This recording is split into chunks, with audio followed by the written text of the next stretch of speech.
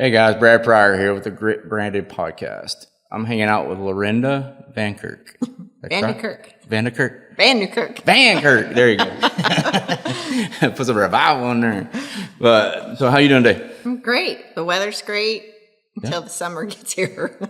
You brought me some cool product too. Yes. I haven't tried, but I want to try so bad. A newbie. I found a newbie for Lucky Check, so that's great. I can't wait to see what you think. But you got the cowboy boring black for Ryan Moats. I'm a boring person, so if Ryan likes it, I'll like it for sure. It'll go with your outfit. Yeah, thank you. So, what do you do? Tell us about you. Grew up in California, Southern California, Central Coast of California. My dad was a rancher out there, construction company, cell barn. Grew up in a very driven entrepreneur family. I've owned several businesses starting since the age of 8. I've always wanted to live in Texas or Oklahoma. So about the age of 26 and my first pretend do-over marriage, when that ended, I thought I would kind of start making my track out here and met my husband, Joel, and we've been together for over 25 years. And we've called Weatherford, Texas our home for quite a long time. Him and I own a high-end landscape business together. We do a lot of work for a lot of people all over the industry here in Weatherford, all the way to Cisco, Glen Rose.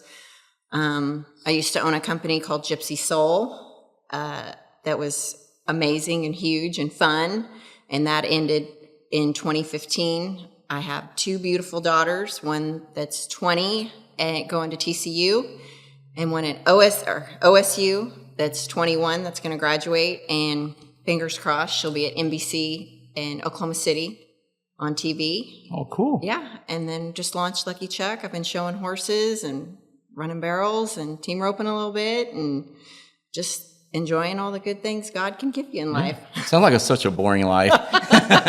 There's lots of things I do. Lots of things. Yeah, lots of things. So if something's not working out today, I'll do something else tomorrow. Hey, that's what entrepreneur is all about. Yeah, no. And it's a spirit. Once somebody has it, you really can't get rid of it. It's kind of like a disease. It is. It'll drive you in the ground and it'll build you back up. You know, and people don't understand that. Especially if you come from a family, cell barn, construction, all that. I mean, that's a lot in itself because they're both very volatile businesses, and no matter what you do. And having a landscape business, we work for a lot of high-end stuff too, but it's feast or famine sometimes. Yeah. Because you're waiting on that next big project, selling your soul to get there, No, I always, we have, the struggle of being in business. Do you pay everything off? Do you make payments? Do you pay part of a down payment? All the scenarios. And when you're self-employed, you always want to be liquid at some point because tomorrow the water could be shut off, which, happened to us in 07, 08, 09.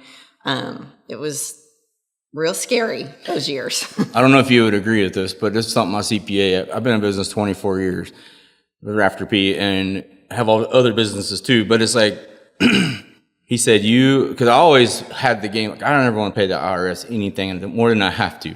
So I would pay everything off as quick as I could and always try, and I cash flow myself for I still do. And that's very hard to do when you're doing payroll. But he's like, Brad, you're eventually going to have to pay taxes. Yes. You can't find write-offs all the time. That liquid one day is going to be very important. Even though you're paying a high percentage on it, you're going to want that. And that's been no more true than ever than the last couple of years because it's just money's been tight. Yeah. With everybody. Yeah. And it's like that liquid is very dry some days, and I look at my team, they're all in tears trying to figure it out because we're going to figure it out. But, so I hear them daunting words in my ears every once in a while, and, payroll comes along and it's like, oh, we want to do the next big thing. And it's like, crap, where are we going to find that from? But you always figure it out. No, you do. And that's what I look back. I'll be 52 this year. And I think about all the things I stressed about and all the things I worried about and if it was going to work out. And, I'm a very faith-based. God always has a plan. And, you follow your faith and your gut, which is God. But it always does work out. And I consult for quite a few people in the industry. And then a lot of influencers in the industry, come and talk to me about stuff. And, part of me wants to giggle just a little bit because I'm just like, oh, girl, Yeah. this is nothing. It's nothing. Yeah. This is nothing. But in their reality, it is. And I have to take myself back to when I was 22, 24, 30, and what's important in their life. But truly, if you're not afraid to keep your head down, quit looking around what everybody else is doing, and get after it, you're going to get through anything. I mean, at the end of the day, you know, my mom's always said, what is the worst that's going to happen? They can't take away your birthday. Right. You know, you can always make more money. You can always hustle harder. So you can allow all those outside negative things to get a hold of you, or you can just put your head down and go to work. And I mean, that's what you've done. And several times, and the same with us. I mean, Yep. if at the end of the day, if the trailers are gone and the trucks and the horses and we had to sell our house, we have a great family, Right. and we all know how to And hustle. relationships too, outside Yes, your family. And that's what harnesses me a lot. I look around the days I feel defeated. I'm like, I know a lot of cool people that would feed me a hamburger if I needed it, you know, and things are never that tough. But if they were, it'd be fine. Yeah. You know, because I started with nothing, but I have the roadmap, and I'm seeing all the ups and downs and all the stuff. So that's one thing you don't have when you're starting is the roadmap, because you're creating it the whole time. Because my business is very unique, and it has so many moving parts that basically you have to have all these people around you to instrument all the moving parts. You can't do it by yourself when you get to a certain size. So, but at the end of the day, if it all goes away, I can rebuild it. It's no big deal, you know. Or do something else. Do something else, yeah. Like, it will not be construction. It is start all over again because less people involved. But and another thing I've learned too along the way is, you know, basically nobody really cares about what you think is being talked about with your business or you. They got so many things going on in their life that they're really not focused in on the things you think they are in the industry. You know, so I don't worry about what people say to some degree, because they're really not saying anything or thinking anything. They got their own. Well, everybody has their own perspective. In their own life. They got their own things going on. They're really not sitting there worrying about what Brad's doing today. You know what I mean? They don't wake up in the morning, what's Brad doing today? You know, but in your head, sometimes you get that way. Right. So just because you are, you know, when you work for an industry, you're mindful of what everybody thinks around you, and sometimes that can get in your head. Yeah, no, for sure. Especially, I mean, I've been in the Western industry. I've started working in, you know, Western stores when I was 16, because who wants to work for their dad at the sell barn every Friday night and Saturday? Yeah. So, I mean, I still had to do that. But I've always loved the Western industry and Western fashion, and started retail and being mindful of everything around you. And what's so crazy is when I started in the industry, I was on the retail side, and retail side and wholesale side was just two completely different worlds, and they never meshed. And after I sold Gypsy Soul and came back with Lucky Chuck, it was so different because of there was internet then, but not like it was today. Right. And what's so great about the Western industry now is retail and wholesale is completely whole one world, where you couldn't sell. If you were a wholesaler, you never sold retail, or vice versa. And so it's really great that mindfulness has went away, and you get to do both of them. Right. And having a business, older businesses too, people don't really understand all, the stuff.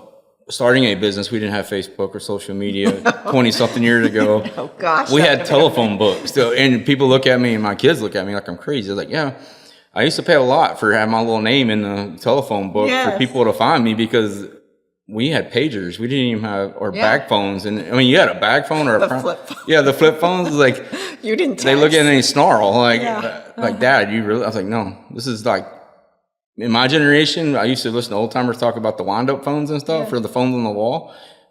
That's my era of now with the, the cell phones and all the smartphone stuff. It's like, we didn't have that technology to promote our business. No, you had to. I can remember when I had One Stop Cowboy Shop, and I would do 46 shows a year, and I would run all my ads and put the dates, like in the Roper Sports News back in the day, that every team roper got, of which team ropings I was going to be at. And I would print flyers, and I would go tape them to all the gates that everybody walked through to enter the roping or the bathroom. I mean, you just think back of all the things you used to do, the old school way, which we're still doing a lot of it today. It's just not social media. Yeah. Yeah. And I feel like in a business like this too, being at places and meeting people is still a big thing. Oh, your network's worth everything. Yes, because you can do all you want on social media, but you really got to know who you're talking to sometimes. And the only way you really figure that out is be in front of your audience at these shows and all the things that you want to be at, but you don't want to be at so much of, and I have to plug myself back in sometimes and realize I still have to be out there and show face and talk to people. Well, connecting in your network. And that's what, what's been a hard shift for me with influence or social media or any of that is, I've always been able to connect with people and have great conversations, and you meet these people on social media and they're amazing. And then in person you meet them and they're so shy and different. And it's been a really big learning curve for me to understand that it's, sometimes it's easier for people to get on their phones or, in front of a camera and can do anything. And then when they're actually in the living flesh, you have a completely different person. So I've learned, to adapt to that with people I work with Lucky Chuck or any of the brands, that we're doing that with. They would literally rather face away from you and text you and have a conversation than have one in person. My kids of the world were like, I can get a hold of them on Snapchat, but they will not answer a text. I'm like, kiddos. Hey, like I don't. Dad learned how to do. Have like 6,000 text messages. Yeah, and I was like, why aren't you talking to me? Go to Snapchat. Hey, what are you doing? Oh, instantly. Yeah. Respond. Well, and I think that's just it. Still goes back to when the biggest thing I've preached to my kids going to college is yes, of course, good grades. I mean, we're paying a lot of money, and college is. I don't think college you need or you don't need, depending on whatever your path is. Sure. But the number one thing for me is your network. When I told Charlie when she got accepted to Oklahoma State, I said, everyone better know who Charlie Van Newkirk is when you leave. And the same, for Jaylee and her industry. Make those connections because you don't know, 20 years from now where that connection will fire up something in your career or you could help somebody. Yeah. In a good way. Yes. In a good way, it makes sure everybody knows you in a good way. Yes. Yeah, that's what I tell my girls. Like, I have twin girls that are graduating, and one's going to TCU, one's going to Abilene Christian. So it's like, when y'all go to college, then they come from a little small town. I'm like, I'm so glad they both picked cheap schools for you, Dad. Yeah, it's cheap. They are getting some scholarships, but I'm like, when y'all get out of this little small town, Cattle Mills, Texas, like you're fixing to be in a world that you've never seen. And when you get there, just be very patient. Dad lives right down the street in Fort Worth, Texas. So if you get in a bind, let me know. But they're good kids. It's just, I want them to do the same thing, but in a good way. Yeah, 100%. Make these connections that you can, one day you never know you might need or utilize. And you might think you're going to do this in life, but you end up taking another path and lead you right back to another circle that you were already in. No, when I had One Stop Cowboy Shop, I had the USTRC contract to sell all the classic ropes and the logo gear at all the ropings on the West Coast. And that there was some miscommunication. Anyways, it all fell apart. And so I decided, being the very strong-willed person that I am, that I was like, well, I'll just pull out all my ropes and sell them, and wanted to make a statement. And then fast forward years later, I'm here, getting married to Joel. My mother-in-law, Lorinda Van Newkirk, has been a very big influence in the Western industry. And I look at our wedding list and I'm like, oh, the Brays are coming. Great. So, but in the midst of all that, I had only dealt with the oldest brother through the USTRC. And so I had already went and made amends and explained to him that sometimes we make mistakes in life. But, it's so, hindsight thinking, when I pulled those ropes out, thinking, you guys can stuff it. Right. That years later, they're going to be at my wedding. Yes. So. It all circles around somehow. Yes, it does. Yes, it does. How is it being in business with your husband? It's or what advice would you give people that are it maybe have a dual purpose or relationship, married and business? Well, I mean, so I have two angles to this, because there's people ask me the question, because with Gypsy Soul, I had a business partner, Amy Morehouse, and people would always say, you know, how did you have such a great business relationship with your best friend? And Amy was not my best friend. We had lives outside of that, and we were amazing business partners. We were real with each other. We stayed out of each other's lanes. It was fantastic. It's a little different with my husband because he is my best friend. Sure. But there's a huge line of respect of what I take care of and what he takes care of. And there are times, you know, I'm married to a ginger, so I'll get the side look. Yeah. Oh, wow. And so I kind of know what that translates, and I have my opinion, but I've always been, as a wife, I really had to, when I married Joel, I really had a huge mindset change of the goals that I had for myself and what I wanted to build as a woman.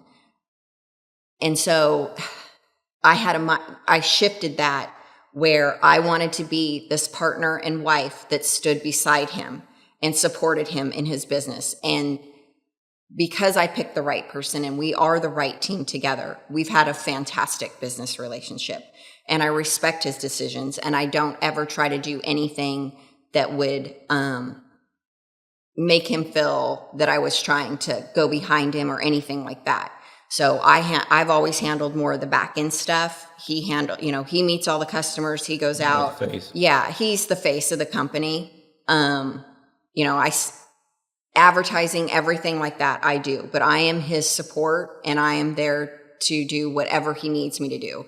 I mean, he's a little less like my father, where with my dad's construction business, he was putting me in water trucks. I was flagging traffic through the middle of the night. You know, if I needed to help get supplies, I was doing that. Joel's never really needed me on a job, so that's been great. So, I mean, my dad, there's 3 of us girls, and he raised us like boys, you know? And so I really had to learn a lot of things. And my dad says today, he's like, I never taught my daughters how to be great wives. He taught us how to stand up on our own and survive in this world, which I would never change that. And becoming a wife, you know, sometimes makes you feel like, if you've been raised to be a very successful alpha woman, that maybe you're less than, which is so wrong, because being a wife and standing beside your husband and being that support and letting them be the man of the house is what a great marriage is about for us. Sure. You know, and that's whatever somebody else's personal preference is fine. But for our family, that's what we wanted together. And I wanted to be a mother to my kids. It's a great advice. I have to let my girls watch this podcast, because they are alphas, very strong alphas. Yeah. And I raised them the same, well, along with their mother. She's done a great job too. And watching them grow, you know, and it's that's the beauty of having kids, and having girls is special too. Yeah. You know, and just watching them be beautiful women and we just went to Houston this weekend. Went on, which shocked me, is an ag mech. Building a shop project, like welding, wiring, and painting. This is, if I had to say it, they're identical twins. They're both as beautiful as ever, but this is more of the foo-foo one. And they were both sports kids forever. And they like just going and like seeing the pictures and all the CAD work and all the things she did, because they had to draw it and then build it.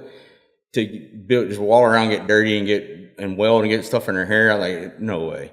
But to see her be as proud and be able to talk through that was so cool to watch a young woman that this is not what she wants to do the rest of her life, but she did that. She can do it. She can do that. Yeah, she can. And I didn't, and what's crazy is I didn't teach her none of it. And she comes from a fabrication world of what all I do, and didn't ask for one stick of advice. She learned it on her own. That's how hard-headed they are. So, yeah. You know what I mean? No, that's what. Yeah, I'm going to show Dad, and I ain't going to tell him what I'm doing. I'm like, one day she tells me I'm an ag mech, and She set everything, the first year she did it, she set everything up with my office to get material and figured out what kind of trailer they wanted and built the whole thing for, I even realized that she was doing this. And when they said, hey, you want to come see what I'm doing at school? And I'm like, walks me in and shows me this big old 20-foot trailer she built, her and another friend. I'm like, wow. That's great. So that just speaks of how hard-headed they are. Well, determination. Yes. Yeah. Yeah. So I love seeing that. And I always love watching empowered women. To me, I came from a single mom, and watching women grow, I love it. Yeah, no, it's definitely a journey, and the goals.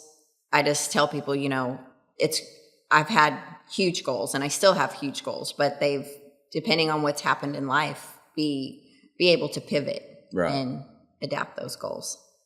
So what made you get into what you are in now, as far as the socks and all the things? I got to know the story. Well, some people are like, "How did you go from Gypsy Soul to socks? Do you have a feet thing?" No, I have no idea why. I've just always been a huge sock snob, and you don't understand until you understand.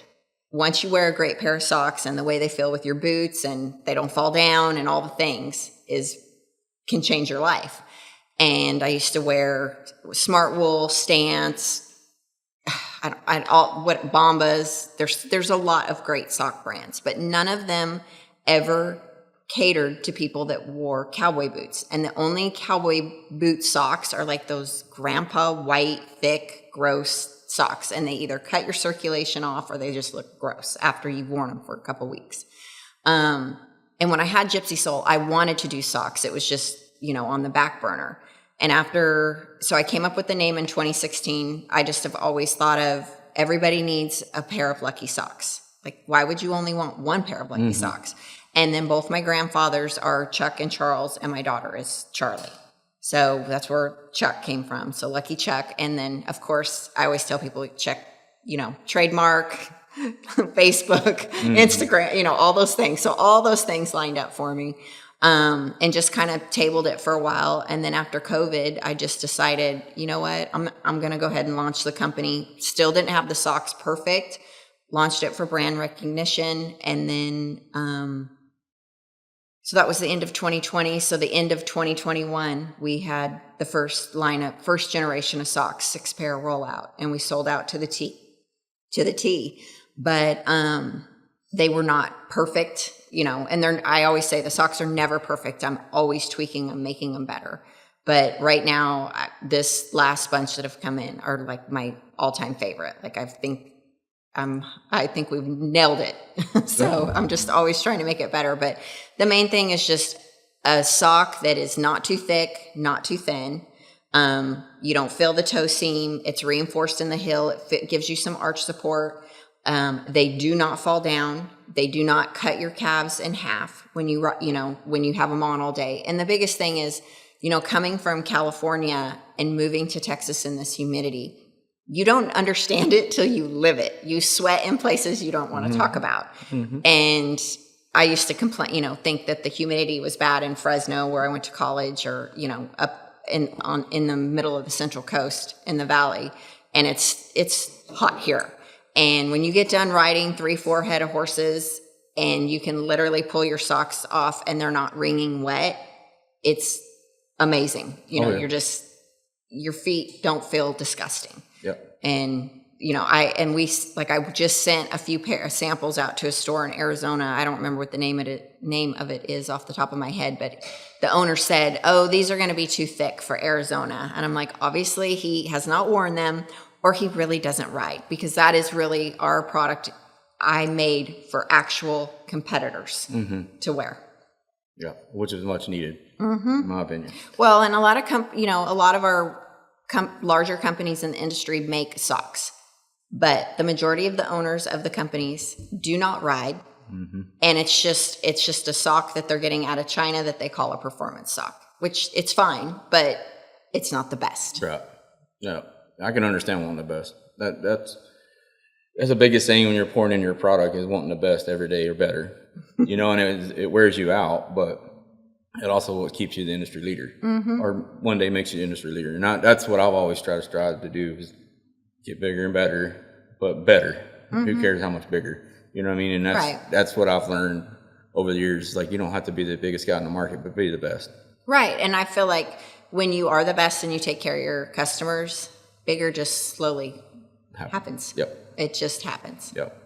So you're wearing something pretty cool, and I'm all what got me in the industry, and what having a great ag teacher is really, coming from not having a father, kind of pointed me in the right directions in a lot of ways, taught me a lot about how to take care of an animal, how to do certain things and have a quality of life, and showing animals and shop projects weren't as big when I was a kid. So, but it gave me a lot of opportunities and relationships that I met. So tell me about FFAs, what's big to you about it? Well, it was a huge part of my life because growing up as a ranch kid, I snuck off to one party and lied to my parents. If it was anything to do with 4-H or FFA, I was allowed to do it. So I was all in.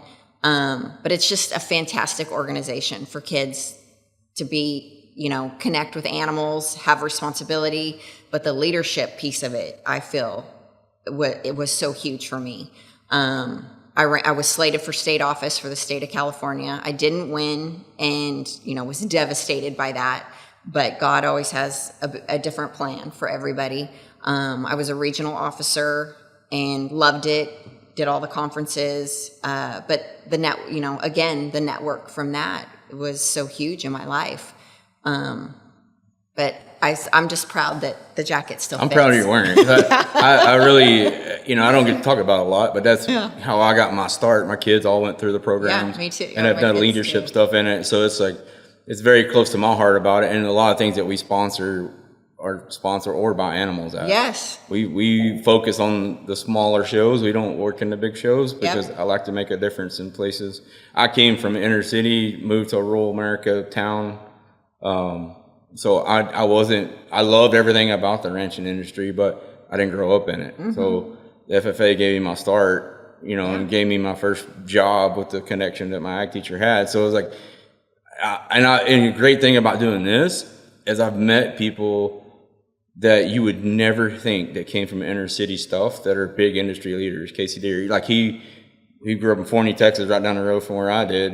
And 4-H is what got him into horses. And now look what he does in the reining industry. Yeah. And it's I never would have known that if we didn't do this. Yeah. You know what I mean? I probably could have found it somewhere, but I was very surprised that him and his wife both, that's where they started. And I had no idea. Yeah. And it just gives you, industry leaders from, just from the passion of them wanting to mess with horses or whatever. No, it's been so amazing for me to watch my girls show. And people giggle because I can still ramble it off. I raised 32 pigs, 11 steers, a veal calf, and a sheep. Wow. And I showed the year after I graduated because I wanted to get my American FFA degree. Oh, that's cool. So I had Tricky Nikki make it into a ring for me. That's cool. Yeah, thanks. Very cool. Yeah, so, but I'm very proud that I was an FFA member, 4-H member for years, and it's an organization that is fantastic. And it teaches, the biggest thing is, like I said before, college may not be for everybody. And learn the things that you get to do hands-on and learn an FFA. And it's kind of an old school way, some of the stuff, but it's back to the basics and gives people tools and pride in themselves is the biggest thing. Yeah. Walking around that show in Houston, it's unbelievable amount of kids that are there.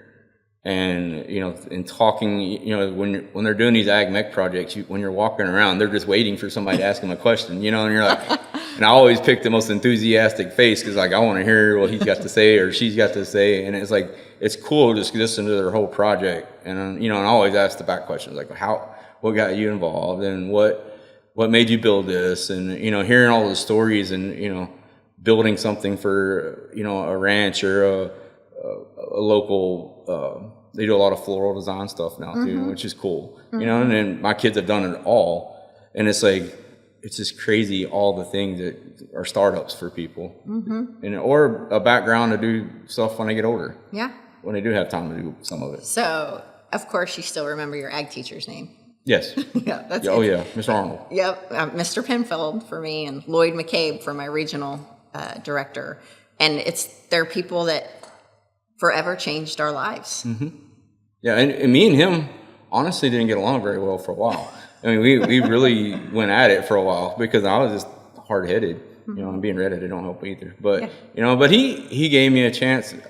When I showed my first pig, it was actually when I was coming out of junior high, I was up there working with other kids in the barns. I don't think they had junior FFA at the time. You could show when you're younger. But anyways, I was up there helping one of my buddies with his dairy cow, and I was just up there a lot with him. He's like, hey, would you be interested in showing a pig? Well, he had a pig that went to Dallas. It was the very first show, and that was my very first major. Well, me and Wilbur, little blue butt, and we went in the ring, and he went into the truck. Yeah, that Nobody explained that to Brad prior. Yeah, that's before all that started. So we showed at Dallas one year, and that's what I had not really explained that whole thing to my daughter, and it happened, and the pig was gone, and I was just like, oh my gosh. Yeah. And there wasn't waterworks, but I was very confused and very pissed at the time, because I was like, okay, that was a lot of work, and like you just didn't even get a good round with the judge watch you show, and like. So but anyways, it's a good first learning curve of that little process. But anyway, I went on and did more stuff. But that was cool though to even be around that kind of stuff. And that's not an easy thing. You're sitting there at night and day doing all the things, getting prepped for that show. It's a startup for a lot of things in life of what it's going to be, not just ag-based stuff. You don't know when it's going to be done or over. No, not at all. So family's in the horse business? So meaning my parents? Yes. So my parents used to have, we had the cell barn, and my dad sold that years ago. But they've had a rent string for years, which my mom did retire from that. It's been like 5 years ago. So we used to put all the horses in all the camps in Southern California. So my mom had about, I think, like 150 head of horses. Oh, wow. Yeah, crazy. My dad still runs cattle, and then they just have their own horses that they ride the ranch on. They go buy pretty ponies from Clay Logan, and they become these just nice little chicken fence horses. It's great. And then my dad's got the cattle, and then my sister just started her own cattle genetics. It's called Bougie Cattle, and she raises micro minis. And she literally just had the third generation of her micro mini calves, and it's literally this big. What? Yeah, it's crazy. Oh, wow. She just sent me a picture like hours ago of this calf. So the vet put his shoe next to it so we could see exactly how big it is. I never even heard of that. But it is insane. So, I mean, it's like a joke that my sister's like, this is just what Dad dreamed of, that his daughters would grow up to have micro minis. But she works with UC Davis, a dairy up in Oakdale, California, puts them in all the dairy cows, and for every life, they have the calves there, and then she brings them back to Southern California, and she owns a huge auction company, but she does like estate auctions. But she does sell the cattle through the little calves through her auction. And then my mom's new fun thing she's doing is mini donkeys. Oh, wow. So they're selling mini donkeys. And then on my husband's side of the family is Van Newkirk Herefords, which they've been all over the internet because of the fires this last week up in Nebraska. And then Brenda, my mother-in-law's side of the family, they still farm and ranch in North Platte, Nebraska. So we come on both sides. We both come from cattle ranching, farming families. Gotcha. What part of Nebraska? Sutherland. Okay. Sutherland, North Platte, and then Van Newkirk Herefords is in Oshkosh, Nebraska. Gotcha. So when people always ask, are you from the Van Newkirk family in Nebraska? I'm like, yeah, but we're the sissy ones that live in Texas. Yeah. It's too cold up there. Yeah. I spent 3 weeks in Milford, Nebraska trying to go to college. And that was a whole different world. And that was back in the day of the palm leaves and the crepe soles. So, yes. Yeah, and it was like a big John Deere school. So it was like, I went up there for metallurgy school and realized I wasn't cut out for college. But Nebraska was just a whole different. Yes. We did a lot more fighting than we did anything. They didn't like cowboys too much in that area anyways. Yeah. So, but it was close to Lincoln. So it was like very city stuff. But yeah, we spent some time up there. But so if you say, hey, I'm just done working, I'm done, I'm retiring, what do you want to be known for when you do take that, if you ever retire? Yeah, I don't believe, I don't believe. I'm the same way, like, I don't think I'll ever happen, but. I don't believe in retirement. Number one, I like really nice horses, so I need to keep doing things. But everything I do, I love what I do. So I will never retire. I may slow down or do something different. But the biggest thing, I mean, there's lots of things you want to be known for, but the biggest thing is I'm definitely a person of my word, a woman of the Lord, and someone that truly loved her family. Right. And I mean, the career and the businesses, all that's great, but I want the people around me to know that I loved and cared about them, and they've got a kick-ass guardian angel. Yeah, that's awesome. When did you start thinking about that? That I wasn't going to retire or what I wanted. Well, I think you probably, you always never thought you'd retire, but, yeah. But I mean, like, when did you, because I get the platform you're talking about too, because like, you're known for all these things, you know what I mean? But in the end of the day, what's the most valuable thing you really want to be known for? Mm-hmm. When did you start thinking that way? I would say definitely when you have a family. I think that there's a mind shift there. And then just my walk with the Lord. I think that's been a big change for me is, you know, yeah, it's great to be known that you started whatever company or, you know, that your name in lights. But I don't want the people closest to me to have a completely different feeling. Yeah. I think it's most important to the ones that are closest to you. They're your loudest cheerleaders, and it trickles down from there. Yeah, makes sense. What I've told myself is just leaving not legacy behind, but leaving inspired people behind. Yeah. Of what I want, what I see in them, and because that's going to live longer than a legacy to me. Mm-hmm. Because they'll pass that around generation to generation. Well, that is your legacy. Right. That's what I'm saying. Yeah. But it's like, it's not what I physically build or do. It's yeah. more or less what I can put into somebody's heart. Well, and teaching them how they can pass something great down, you know, emotional. And that, you know, and everything, all our choices in life, I feel like most of them, or purchases or whatever you're doing, it comes down to so much emotion. Yes. And that's one thing when raising kids, you can probably go, especially if you have some redheads in them, because my girls are auburn, but they're not red. But I guess they curse me because their mama's got brown skin, dark hair, and they got white skin and auburn hair, and they got all the dad genetics, you know. Uh-huh. They don't tan very well. So, but they also got my attitude, or, you know, and when they were playing sports or when they're younger, they'd whelp up when they would lose or get mad, and it was just that. And I had to teach them that's your passion. It is, you know. But you got to harness that where you don't become a bad leader, because you can't put the other team down, you can't put your teammates down. You got to be a leader, and how you do that is harness that. And your emotions can come out of your eyes. That's fine. That's just what they are. But it's also, if you didn't have those emotions, you wouldn't care. You wouldn't care. And you just got to harness that in the right ways. And that's the thing. I can get really upset and really emotional, but it's just the passion pouring out of me. And I have to dial it down. I have to use my own advice sometimes, because I can get hot-headed real quick. But it's not that I want to hurt nobody or make anybody worse or make them feel pain. It's just I want them to see where I'm coming from. Mm-hmm. You know, and they're not, when they don't see it quick enough, you know, that passion pours out of me. Mm-hmm. Because I'm like, I'm better than this. Like, I'm not good. You should see my perspective, but it takes time. Well, that's what the girls always are like, that tone you use, Mom. And I'm like, that is my voice. That's my voice. Yeah. Yes. Yeah. Raising daughters. I have 2 boys too. I haven't talked about, but the girls, it's just a whole different dynamic of raising kiddos. Mm-hmm. So, it's been fun though. So if you had to give an 18-year-old advice, or yourself at 18 advice, what would that be? Get after it. Dream big. Yeah. Dream as big as you want to dream, because what is the worst thing that's going to happen? Just go for it. You have 0 shits. Yep. Go for it.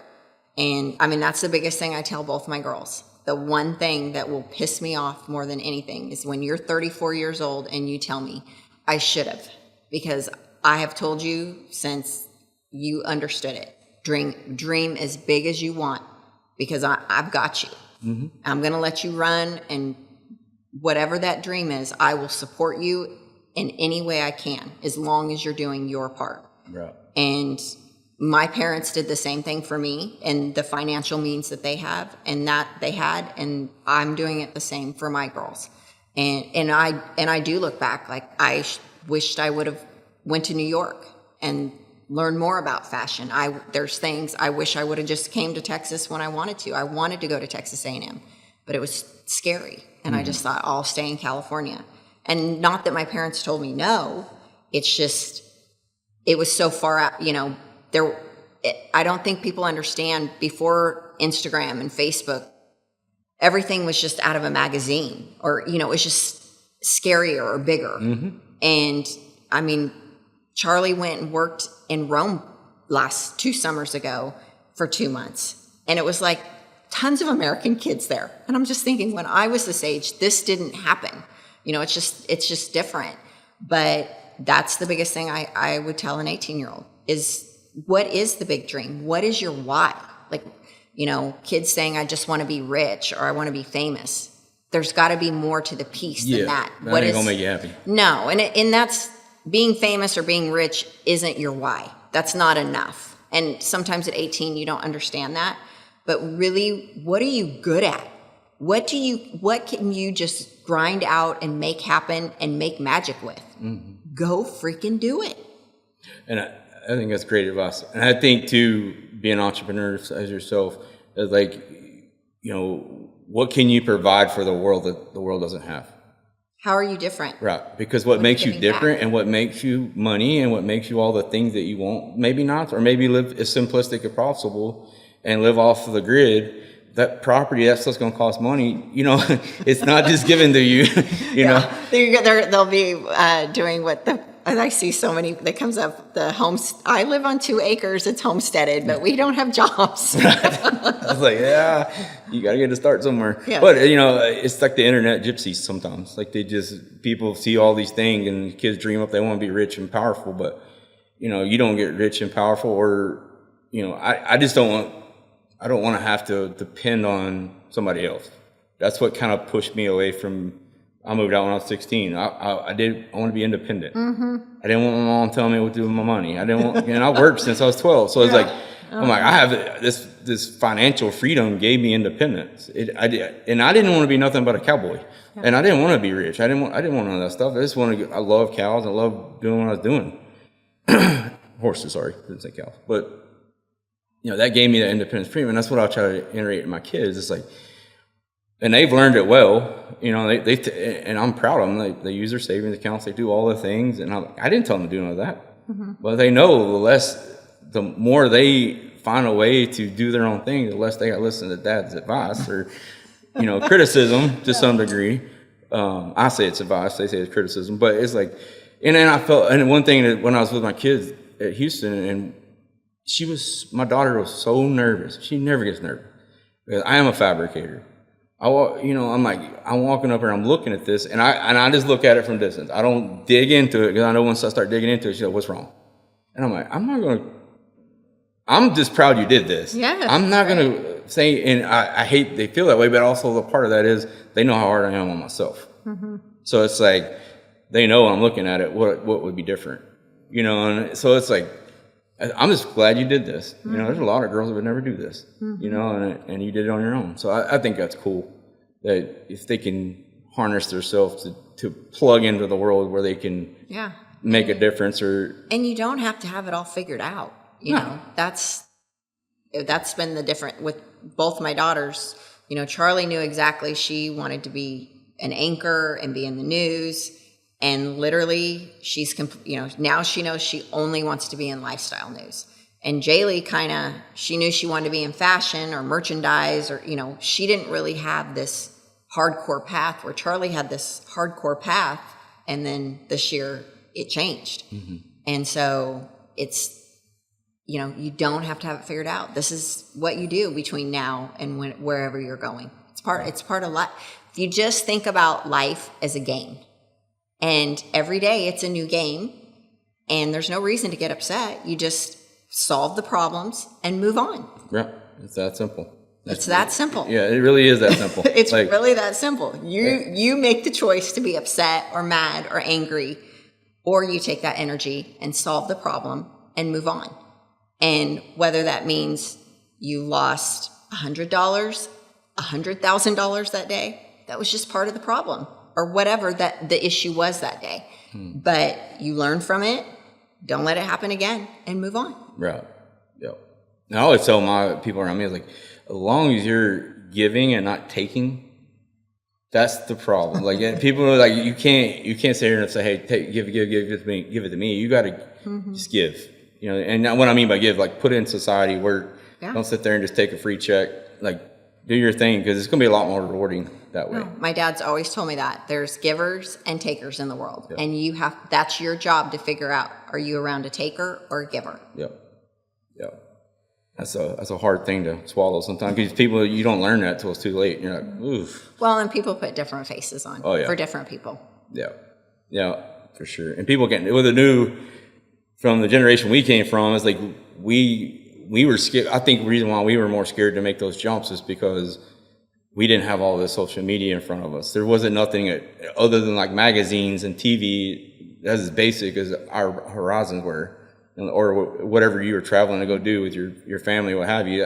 You didn't have things to know what was in Europe or Texas to learn about. I mean, all this TikTok and all the things you could, like, people are learning how to cook off TikTok. I'm like, wow, right. Or dress, how to dress for NFR. You pull up, you can just write them words in TikTok and they'll tell you all these fashion. Oh, it's a fantastic tool. Yeah, and we just didn't have it. It was trial and error with us. We're going to look like clowns or we're going to look great, one or the other. So, but if you had to define your grit with one word, what would it be?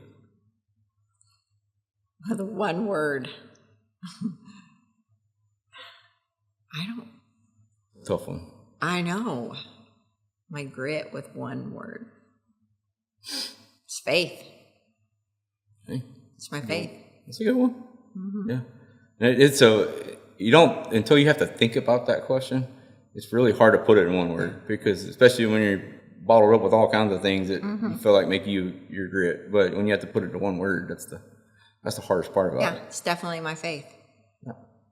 Well, thank you for coming and hanging out with us. It's been fun learning. Anytime. I'm finna try these socks on, and I'm gonna wear the crap out of them, and I'm gonna tell you all about them. But I bet they'll be. It was a super long drive, so if you need me to come back, I'll have to fit it into my schedule. I appreciate that. All right, guys. Thank you for hanging out with us at Grit Brandon. Stay tuned for the next podcast.